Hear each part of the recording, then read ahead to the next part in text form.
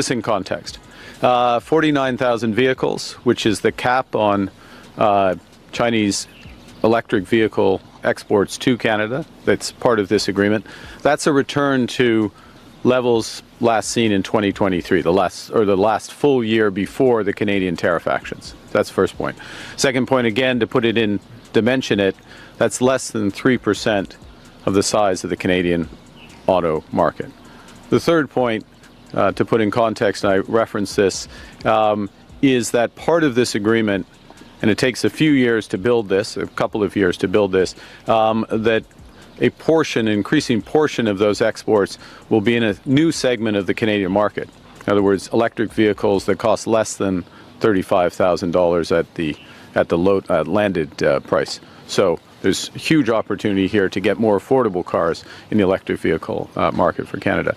The fourth element, and in many respects the most important element, is the beginning of discussions and expectation of Chinese investment in Canada and partnership in Canada to produce vehicles over time, so to partner with Canadian firms. Prime Minister Carney went on to emphasize that by 2030, Canada aims to produce approximately 50 million tons of liquefied natural gas annually, with the majority of that output destined for Asian markets, where China will play a particularly important role. According to him, this target is not merely an energy figure, but the foundation for a new phase of national growth.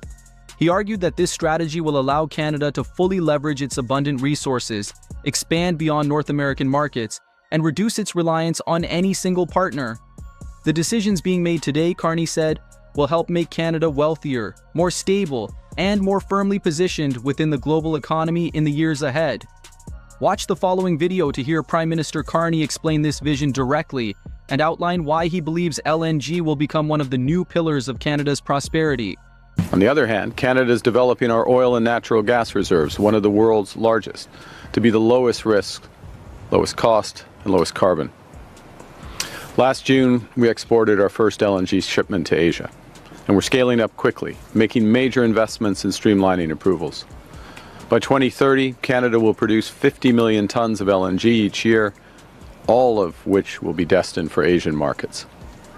Now, I want everyone to focus on this very clear contrast. While Prime Minister Carney is methodically pursuing carefully prepared agreements, step by step, grounded in multilateral trade, national sovereignty, cooperation, and mutual respect, the picture on the other side could not be more different. Carney is working to diffuse and manage the disagreements that exist between Canada and China, disagreements that, it must be said plainly, are far from minor. The two countries went through a period of deep tension, spanning diplomatic disputes and serious allegations, including China's claim that Canada detained a Huawei executive at the request of the United States. That episode ignited a prolonged and highly emotional diplomatic confrontation.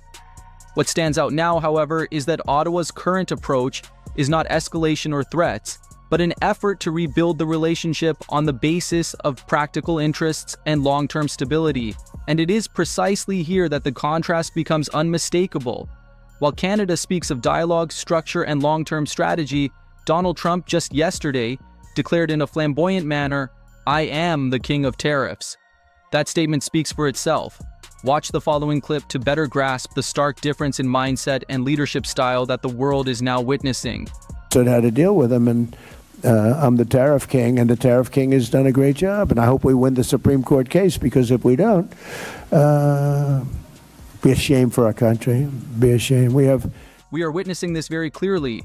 He has declared himself the king of tariffs, and almost immediately followed it with new threats. This time, Donald Trump openly spoke about imposing tariffs on Greenland, stating that the United States would punish any country that does not support a U.S. intervention scenario there. These remarks are no longer metaphorical or campaign rhetoric. They are direct threats, delivered publicly, treating tariffs as instruments of political coercion. This is neither diplomacy nor rules-based trade. It is raw pressure broadcast to the entire world. And that is precisely why many countries, including Canada, are adjusting their approach. Now listen again to this recording to clearly hear the tone and the message that Mr. Trump is sending beyond America's borders. After another, I called Germany. No, we will not do that. I said, no, we're going to put a 25% tariff, which is, by the way, about 7 times more then they would have to pay by raising their drug, like 7 times. This wasn't like a little bit more, 7 times more. And I may do that for Greenland, too. I may put a tariff on countries if they don't go along with Greenland, because we need Greenland for national security. So I may do that. I'll give you a little, I'll take you out of the, in fact, that'll end up being the story. But actually, this is a much bigger story because we're reducing healthcare by numbers that you haven't seen. Put those 2 images side by side and the difference becomes unmistakably clear. On one side is Donald Trump, speaking about the world in the language of threats, tariffs, and coercion. The king of tariffs, warnings of punishment, declarations steeped in domination, a worldview framed as win versus lose, where power is imposed through economic pressure and fear. On the other side is Prime Minister Mark Carney when asked about a new world order. He does not speak about punishing anyone, nor about forcing any country into submission. He speaks of an order built on cooperation, multilateralism, respect for sovereignty, and mutual interests. He speaks of nations needing more choices, more partners, and less dependence on the volatility of any single center of power. What stands out is not only the substance, but the tone. Carney is neither belligerent nor performatively tough. He speaks with the calm of someone who understands that real power does not need to shout. Power is expressed through the ability to build networks, generate trust, and open long-term pathways for one's country.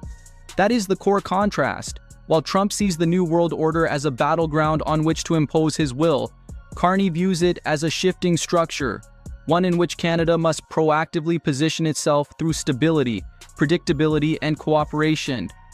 And when you place these 2 approaches side by side, it becomes clear why an increasing number of countries are listening to what Canada has to say, rather than merely reacting to what Washington threatens. Now, let's watch the clip of Prime Minister Carney to hear directly how he describes the New World Order that Canada is working toward. Prime Minister Brian Platt with Bloomberg News. Yesterday when you met with Premier Lee, one of the things you said in the public remarks was this partnership, Canada and China, this new partnership sets us up well for the New World Order. What did you mean by that? What is the New World Order? Well, it's a great question, Brian, because I think the world is still determining what that order is going to be. And let's be clear what we're talking about first and foremost, which is what are the trading, what is going to govern global trade? What is the role of the WTO going to be? How important are bilateral deals such as the one we're developing, plurilateral deals, if I can use that term, Trans-Pacific Partnership, potential linkages between Trans-Pacific Partnership and the EU? Where is financial regulation, payment system regulation going to fit into that? All of these aspects, I mean, use fancy word, like the architecture, the multilateral system that has been developing these is being eroded, to use a polite term, undercut, use another term. So the question is, what gets built in that place? How much of a patchwork is it? How much is it just on a bilateral basis? Or where do like-minded countries in certain areas? So like-minded countries, just to be clear, doesn't mean you agree on everything. Aspects, for example, on digital trade or agricultural trade, climate finance as another area, to move into areas of geostrategy, geosecurity. You will have different coalitions that are formed.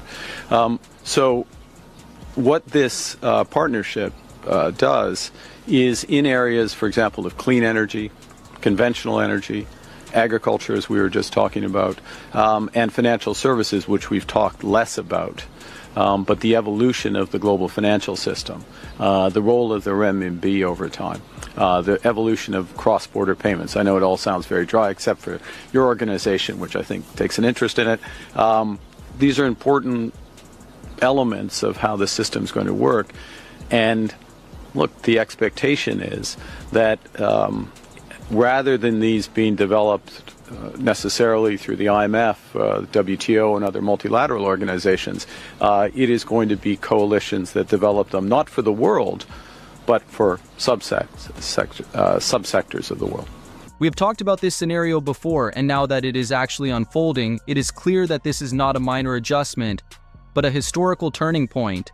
This is not a gradual, incremental shift, but a transformation large enough to alter the trajectory for many years, perhaps even decades to come. Personally, I believe this is a true game changer, and its impact will extend far beyond what we can see today. This becomes even more striking when set alongside recent remarks by Pete Hoekstra, the US ambassador, during a radio program in Montreal. He repeatedly asserted that the United States does not need anything from Canada. It sounds tough, but the reaction in Canada has been remarkably calm, almost a shrug.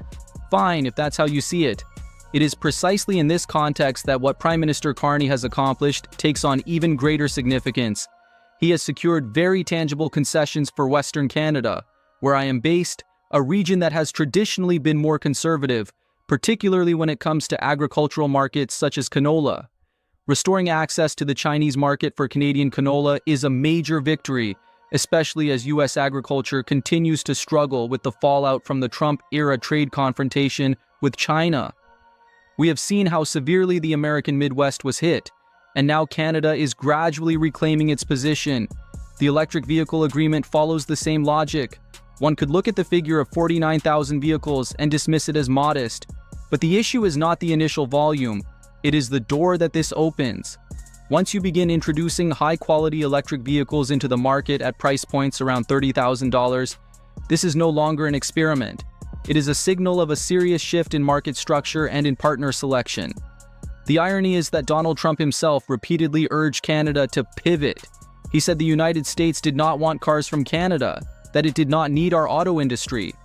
I believe he even made such remarks while appearing in Dearborn.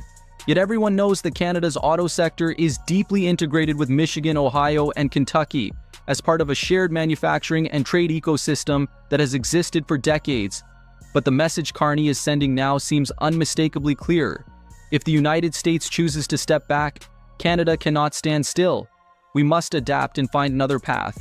And in cooperating with China, what particularly stands out to me is Carney's emphasis that this is not just about immediate trade, but about long-term investment. In other words, it is not simply about importing vehicles. It is entirely possible that we will soon see Chinese factories built in Canada itself, creating jobs, developing supply chains, and manufacturing vehicles on Canadian soil. This will also lead to a fundamental shift in the types of vehicles produced in Canada. And on this point, Canada holds a very clear advantage over the United States. We possess the critical minerals required for batteries and for the entire electric vehicle value chain. From lithium and nickel to other strategic minerals, Canada has almost everything that is needed. That means the potential for domestic EV development is enormous. Not just in theory, but in practical industrial terms. Of course, this path is not without political risk. Prime Minister Carney will have to address very real concerns from towns that depend on the traditional auto industry, where workers are feeling uneasy about the pace of change. He will also have to confront Doug Ford, the Premier of Ontario, who will almost certainly oppose, loudly and forcefully, any move that disrupts Canada-US automotive relations. However, the political landscape does not revolve around Ontario alone. Carney is beginning to build other alliances.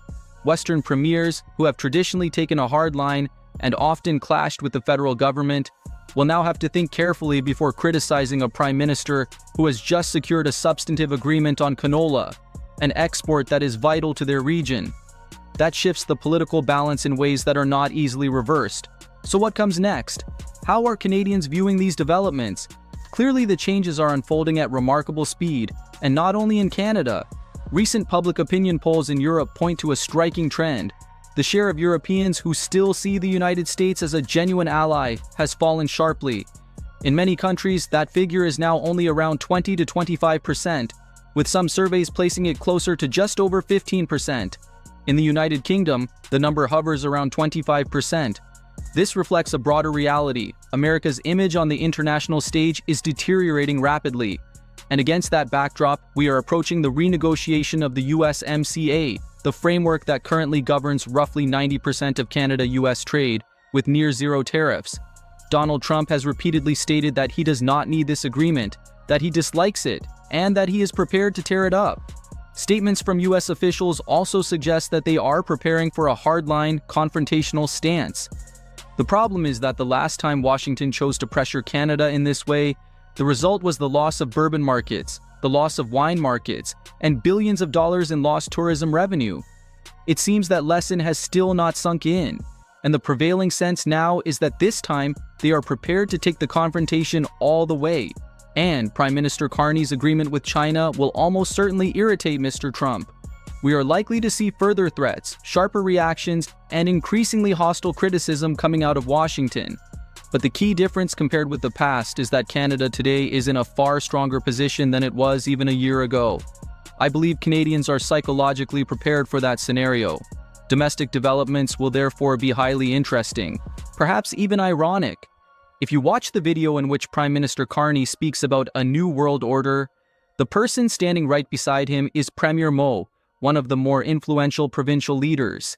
His expression looks as if he is thinking, "Wait a second, did he really just say that?" For years, the phrase New World Order has often been exploited by far-right groups as a conspiracy trope. Pierre Poilievre and the political machinery behind him will almost certainly try to capitalize on anti-China sentiment to attack the government.